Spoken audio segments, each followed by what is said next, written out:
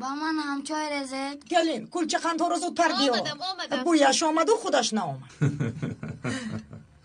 کوچه قند ها هم تیار.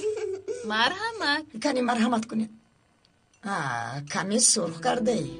لیکن مایلش مرحمت خورید.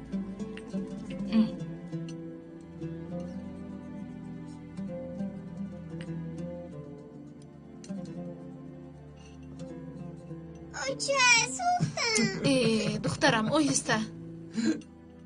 عاقبت صدا سیماگی همین است. آفرین یاسین. گلین چای شرف تموم شده. نه نمی نوشم.